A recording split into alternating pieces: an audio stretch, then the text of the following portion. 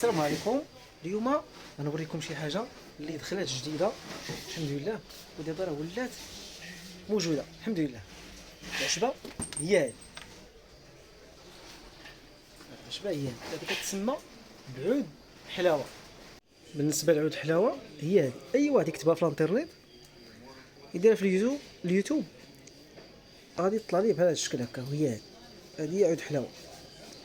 هذه اي نوع ديال الميكروب كتقتلو، البكتيريا الضاره تتقتلها.